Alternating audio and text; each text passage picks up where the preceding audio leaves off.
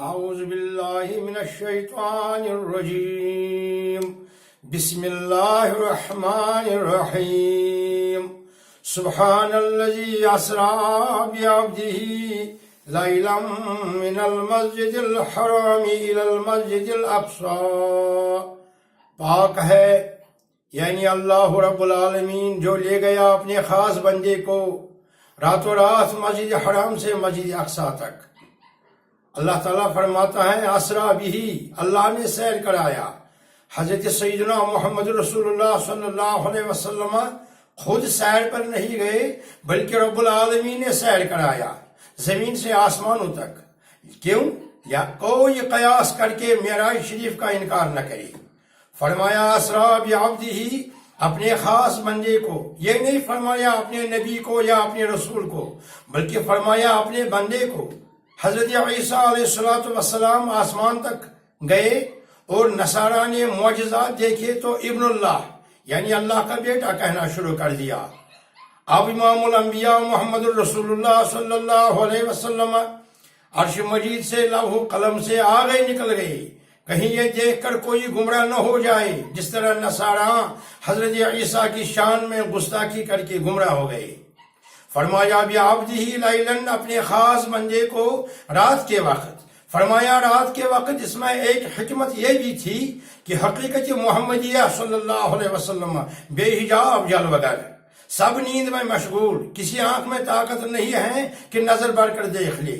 فرمایا من المسجد الحرام الی المسجد الاقصی، آپ کا مسجد حرام سے مسجد اقصی تک تشریف لے جانا اسرا کہلاتا ہے، اور مسجد اقصی سے آسمان کی طرف آپ کا عروج فرمانا معراج کہلاتا ہے۔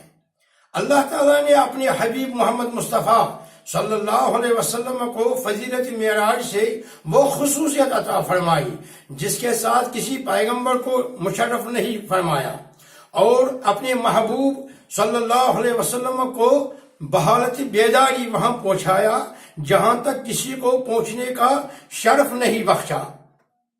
معراج کرانے میں حکمتیں جو ہیں اور مقصود 1,00,000 سے زیادہ ہے، اور ان میں سے اعلیٰ و اہم ہے دیدار الہی۔ صحابی جلیل ابو ذر غفاری رضی اللہ تعالی عنہ نے فرمایا، میں نے سیدی رسول اللہ صلی اللہ علیہ وسلم سے عرض کی، کیا آپ صلی اللہ علیہ وسلم نے اللہ کو دیکھا ہے؟ فرمایا قال نور انی اراہ، وہ نور ہیں، بے شک میں نے اس کو دیکھا ہے۔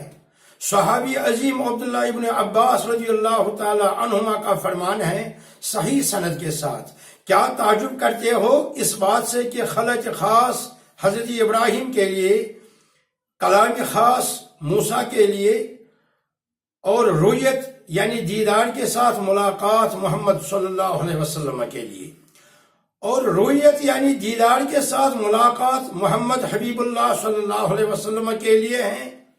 ضرور بشریت کے حجاب میں اللہ تعالیٰ کا دیدار خلاف قانون ہے، جیسے کہ ام المومنین حضرت عائشہ صدیقہ رضی اللہ تعالی عنہا کا قیاس ہے صحیح، مگر ہمارے سردار سیدنا محمد رسول اللہ صلی اللہ علیہ وسلم نے دوسرے عالم میں جا کر دیدار خداوندی فرمایا، وہ عالم ہی دوسرا تھا۔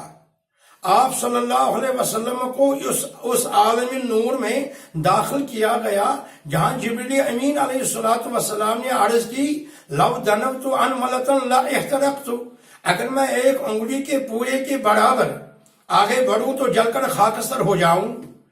آپ صلی اللہ علیہ وسلم نے بشریت و ملکیت کا لباس اتار دیا اور خود سراپا نور ہو گئے تھے، اور نور نے نور کو دیکھا۔